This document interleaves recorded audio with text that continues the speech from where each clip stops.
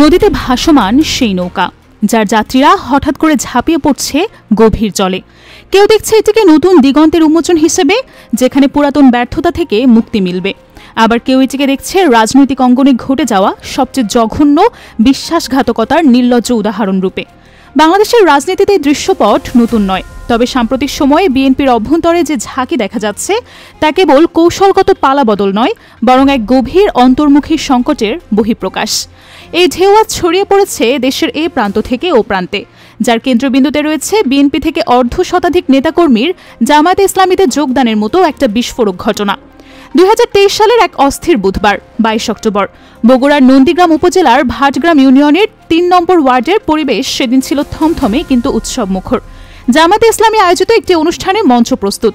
এই মঞ্চে উপস্থিত ছিলেন বগুড়া 4 কাহালু নন্দীগ্রাম আসনের জামায়াতে ইসলামী মনোনীত সংসদ সদস্য প্রার্থী ডক্টর মোস্তফা ফয়সাল পারভেজ, যার উপস্থিতি এই অনুষ্ঠানকে কেবল স্থানীয় বৈঠক থেকে জাতীয় আলোচনার কেন্দ্রবিন্দুতে নিয়ে আসে। কিন্তু মূল আকর্ষণ ছিল অন্যখানে। একে একে মঞ্চে উঠে আসছিলেন তারা কোনো নতুন মুখ নন, তারা ছিলেন দীর্ঘদিনের বিএনপির কর্মী, সংগঠক এবং ক্ষেত্র বিশেষে স্থানীয় নেতৃত্ব। তাদের হাতে ধরা ছিল জামায়াতের সদস্য ফর্ম, নিছক একটি কাগজ নয়, বরং রাজনৈতিক আদর্শ এবং ভবিষ্যৎ অনুগত্যের প্রতিজ্ঞাপত্র। তাদের মুখে ছিল পুরনো দলের প্রতি বিতৃষ্ণা এবং নতুন দলের প্রতি ভরসা প্রকাশের সুস্পষ্ট ছাপ। ডক্টর মোস্তফা ফয়সাল পারভেজ হাসি মুখে সেসব নব যোগদানকারী কর্মীদের বরণ করে নিলেন ফুলের মালা দিয়ে, যা মুহূর্তেই সেই মালাকে পরিণত করল এক রাজনৈতিক বিজয়ের প্রতীকে। সেদিন জামায়াতে যোগ দিলেন ভাটগ্রাম ইউনিয়নের 3 নং ওয়ার্ড বিএনপির সাবেক সভাপতি, একজন ইউপি সদস্য সহ মোট অর্ধশতাধিক নেতাকর্মী। এই দলত্যাগ ছিল অনেকটা প্রকাশ্যে দিবালোকে ঘটা এক রাজনৈতিক অভ্যুত্থানের মতো। এই খবরটি সামাজিক যোগাযোগ মাধ্যম ফেসবুকে প্রকাশিত হওয়ার সঙ্গে সঙ্গেই রাজনীতির মঞ্চে শুরু হয় তীব্র আলোড়ন। মুহূর্তের মধ্যেই সেটা দাবানলের মতো ছড়িয়ে পড়ে। বিএনপির স্থানীয় নেতাকর্মীরা ক্ষোভে ফেটে পড়েন। তাদের চোখে এই যোগদান কোনো আদর্শিক পরিবর্তন না, একটি নির্জলা সুবিধাবাদ। যারা দল ছেড়ে জামায়াতে যোগ দিলেন তাদের উপর নেমে আসে তীব্র নিন্দা ও অভিযোগের ঝড়। অনেক বিএনপি কর্মী জামায়াতে নব যোগদানকারী আওয়ামী লীগের দোসর আখ্যা দিয়ে বিস্ফোরক মন্তব্য করতে শুরু করেন। তারা তড়িঘড়ি করে ফেসবুকের পাতা ঘেঁটে খুঁজে বের করেন সেই সব জামায়াতে নব যোগদানকারী নেতাদের, যারা আওয়ামী লীগ নেতাদের সঙ্গে তোলা পুরনো ছবি ছিল। সেই ছবিগুলো ফেসবুকে পোস্ট করে তারা প্রমাণ করতে চাইলেন যে এই দলবদল নিছকই ক্ষমতার কেন্দ্রে থাকার একটা হীন প্রচেষ্টা, যার সঙ্গে আদর্শের বিন্দু মাত্র সম্পর্ক নেই। ডক্টর মোস্তফা ফয়সাল পারভেজ অবশ্যই সমস্ত অভিযোগকে উড়িয়ে দেন। তিনি নিশ্চিত করেন 52 থেকে 53 জন নেতাকর্মী সেদিন আনুষ্ঠানিকভাবে জামায়াতে ইসলামীতে যোগদান করেছেন। তার কণ্ঠে ছিল আত্মবিশ্বাসের সুর। তিনি মনে করেন এই যোগদানের মাধ্যমে নন্দীগ্রামে ইসলামী আন্দোলনের ভিত্তি আরও সুদৃঢ় হয়েছে। জামায়াতের আদর্শ ও সুসংগঠিত কাঠামোর প্রতি সাধারণ জনগণের আস্থা বৃদ্ধির ফলেই এমন দলবদল সম্ভব হয়েছে বলে দাবি করেন। অন্যদিকে উপজেলা বিএনপির সভাপতি এই পুরো ঘটনাটিকে দেখছেন অত্যন্ত তাচ্ছিল্যের চোখে। তার বক্তব্য ছিল তীর্যক ও আক্রমণাত্মক। তিনি অতীতের একটি ঘটনা উল্লেখ করে বলেন, একসময় এই ইউপি সদস্যরা খাসি জবাই করে খাওয়া দিয়ে আওয়ামী লীগে যোগ দিয়েছিল, তখন আবার জামায়াতে যোগ দিচ্ছে। তিনি আরও যোগ করেন, যাদের কথা বলা হচ্ছে তারা আসলে বিএনপির কেউ না, কোনো গুরুত্বপূর্ণ পদেও ছিল না। এ ধরনের বক্তব্য বিএনপির তৃণমূলের শক্তি ক্ষয়ের দিকটি আড়াল করার একটা মরিয়া চেষ্টা বলে মনে করছেন রাজনৈতিক বিশ্লেষকরা। একটি দল যখন প্রকাশ্যে এতগুলো স্থানীয় নেতাকে হারায়, তখন সে ক্ষতিকে ক্ষতি নয় বলে প্রমাণ করার চেষ্টা কেবল সাংগঠনিক দুর্বলতার ইঙ্গিতই বহন করে।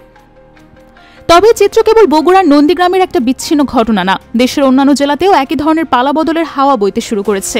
শেরপুরের নকলা উপজেলায় চন্দ্রগোনা ইউনিয়নে জামায়াত মনোনীত চেয়ারম্যান পদপ্রার্থীর উপস্থিতিতে একই ধরনের ঘটনা ঘটে। সেখানেও বিএনপির 24 জন নেতাকর্মী ও সমর্থক আনুষ্ঠানিকভাবে জামায়াতে ইসলামীতে যোগদান করেন। এই সংখ্যাটি হয়তো বগুড়ার মতো বিশাল নয়, কিন্তু এর তাৎপর্য সুদূরপ্রসারী। উপজেলা জামায়াতের আমির এই প্রসঙ্গে জানান, এই যোগদানকারীরা কয়েক মাস আগে থেকেই তাদের দলের সঙ্গে যোগাযোগ স্থাপন করছিলেন। প্রক্রিয়া মেনে তাদের সহযোগী সদস্য পদ দেওয়া হয়েছে।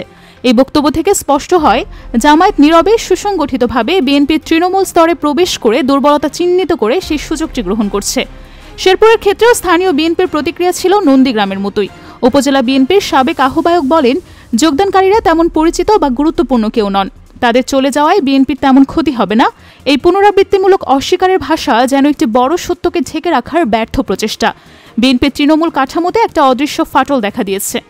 ময়মনসিংহের গফরগাঁও এলাকাতেও পরিস্থিতি একই ছিল। সেখানে বিএনপি থেকে একযোগে অর্ধশতাধিকেরও বেশি নেতাকর্মী একত্রে জামায়াতে যোগদান করেন।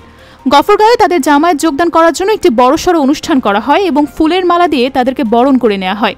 এই আনুষ্ঠানিকতা প্রমাণ করে যে জামায়াত এই দলবলকে কেবল কর্মীর বৃদ্ধি হিসেবে দেখছে না, বরং এটিকে তারা রাজনৈতিকভাবে নিজেদের শক্তির প্রদর্শন এবং বিএনপির উপর মানসিক চাপ সৃষ্টির একটি কৌশল হিসেবে ব্যবহার করছে। বিশ্লেষকদের মতে নির্বাচনের আগ মুহূর্তে এই ধরনের দলবদলের ঘটনা ক্ষমতার রাজনীতিতে একটা নতুন এবং জটিল মাত্রা যোগ করেছে। যারা মনে করেন রাজনীতিতে আদর্শর চেয়ে সুযোগ বড়, তাদের কাছে এই ঘটনাটি সুবিধাবাদী রাজনীতিরই একটি স্বাভাবিক পরিণতি। ব্যক্তিগত লাভ, স্থানীয় নির্বাচনে ক্ষমতা রাখার আকাঙ্ক্ষা এবং ভবিষ্যতের রাজনৈতিক সম্ভাবনাই এই সিদ্ধান্তগুলো গ্রহণ করেছে। দলীয় আদর্শের প্রতি আনুগত্য এখানে গৌণ হয়ে দাঁড়িয়েছে। অন্যদিকে অনেকে গভীরভাবে বিশ্বাস করেন যে এই দলত্যাগের পেছনে লুকিয়ে আছে বিএনপির দীর্ঘমেয়াদী সাংগঠনিক দুর্বলতা, তৃণমূল পর্যায়ে নেতৃত্বের বিভাজন এবং নীতিগত অনিশ্চয়তা। দীর্ঘদিন ধরে রাজপথের আন্দোলনে সফল হতে না পারা, কেন্দ্রীয় নেতৃত্বের সঙ্গে স্থানীয় নেতাকর্মীদের দূরত্ব এবং ভবিষ্যৎ রাজনৈতিক গতিপথ নিয়ে ধোঁয়াশা, সব মিলিয়ে তৃণমূল স্তরে এক ধরনের হতাশা সৃষ্টি হয়েছে। এই হতাশার সুযোগেই জামায়াত নিজেদের আদর্শিক দৃঢ়তা এবং সাংগঠনিক শৃঙ্খলাকে সামনে এনে কর্মীদের আকৃষ্ট করছে। তবে যারা দল ছেড়ে জামায়াতে যোগ দিচ্ছেন তাদের নিজস্ব ব্যাখ্যা সম্পূর্ণ ভিন্ন। তাদের মতে জামায়াত ইসলামী আজ একটি আদর্শভিত্তিক দল হিসেবে জনগণের কাছে নতুন করে আস্থা অর্জন করছে। রাজনৈতিক বিশৃঙ্খলার এই সময়ে যখন মূল স্রোতের দলগুলো কেবল ক্ষমতার দ্বন্দ্বে লিপ্ত, তখন জামায়াত ইসলামী নৈতিক রাজনীতির মাধ্যমে দেশের ইসলামী মূল্যবোধ ও আদর্শের প্রকৃত প্রতিনিধিত্ব করছে। তাদের কাছে জামায়াত হলো সেই নিরাপদ আশ্রয় যেখানে রাজনৈতিক স্থিতিশীলতা ও আদর্শের প্রতি আনুগত্যের নিশ্চয়তা রয়েছে। অন্যদিকে বিএনপি নেতারা এই দলবদলকে দেখছেন স্রেফ বিশ্বাসঘাতকতা এবং সুবিধাবাদী মানসিকতার প্রকাশ হিসেবে। তাদের দাবি, যখন দলের সবচেয়ে কঠিন সময়ে, যখন রাজপথে সর্বোচ্চ ত্যাগ স্বীকারের প্রয়োজন, তখন কিছু দুর্বলচেতার নেতাকর্মী ব্যক্তিগত অবস্থান এবং ভবিষ্যৎ লাভের আশায় দল থেকে পিঠ ফিরিয়ে নিচ্ছে। এটি কেবল রাজনৈতিক কৌশল না, বরং এক ধরনের নৈতিক স্থলঙ্গ। সব মিলিয়ে এই পালাবদল বাংলাদেশের রাজনীতিতে একটা জটিল ও তাৎপর্যপূর্ণ পরিবর্তনের ইঙ্গিত দিচ্ছে, যার প্রভাব নির্বাচনী মাঠে স্পষ্ট হতে শুরু করেছে। বাংলাদেশের রাজনীতিতে দলবদলের ইতিহাস নতুন কিছু না। অতীতেও বহু নেতা রাজনৈতিক স্রোতে ভেসে গিয়ে নতুন দল গঠন করেছেন। এর অন্যতম উদাহরণ হল তৈমুর আলম খান। একসময় বিএনপির একজন গুরুত্বপূর্ণ এবং পরিচিত নেতা ছিলেন, কিন্তু দলীয় নীতি ও নেতৃত্বের প্রতি গভীর অসন্তোষ থেকেই তিনি জন্ম দিয়েছিলেন তৃণমূল বিএনপি নামে নতুন একটি রাজনৈতিক দলের। তিনি 300 আসনে প্রার্থী দিয়েছিলেন, যা প্রমাণ করে তার রাজনৈতিক উচ্চাকাঙ্ক্ষা ছিল আকাশ ছোঁয়া। একইভাবে শাহজাহান খন্দকারও বিএনপির এক সময়ের শীর্ষ পর্যায়ের নেতা।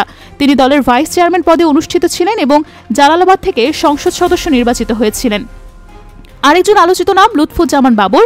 2007 সালে তত্ত্বাবধায়ক সরকারের সময় বিএনপি যখন কঠিন সংকটে, তখন তিনি দল থেকে সরে এসে যোগ দেন সংস্কারপন্থী বিএনপি জোটে। জোট রাজনৈতিক সংস্কারের প্রতীক হবে এবং নতুন রাজনৈতিক ধারাও তৈরি হবে। এই উদাহরণগুলো ঐতিহাসিক সত্যকে সামনে আনে। রাজনৈতিক বিশ্লেষকদের মতে সাম্প্রতিক এই ঘটনাগুলো বিএনপির জন্য কেবল একটি বড় ধাক্কা না, বরং একটি বড় ধরনের সাংগঠনিক বিপর্যয় হয়ে দেখা দিতে পারে, বিশেষ করে সেসব অঞ্চলে যেখানে আগে থেকে জামায়াত ইসলামী একটি সংগঠিত এবং শক্তিশালী অবস্থান ধরে রেখেছে। তবে শেষ পর্যন্ত প্রশ্ন থেকেই যায়, যারা আজ ক্ষমতার বা আদর্শের টানে দলবদল করছেন তাদের রাজনৈতিক ভবিষ্যৎ আসলে কোথায় দাঁড়াবে? এই নতুন যোগদানকারী দলত্যাগী নেতারা কি জামায়াতের মূল আদর্শিক কাঠামোর সঙ্গে নিজেদের মানিয়ে নিতে পারবেন, নাকি আবারও তারা নতুন কোনো স্রোতের টানে ভেসে যাবেন? নিশ্চিতভাবে বলা যায়, এই পরিবর্তনের ঢেউ আগামী দিনে বাংলাদেশের রাজনৈতিক মানচিত্রে নতুন রং যোগ করবে এবং ক্ষমতার খেলায় এই দলবদল গভীর সাসপেন্স তৈরি করবে, যার জাবনিকাপাত হবে হয়তো আগামী নির্বাচনের ফলাফলের পরেই।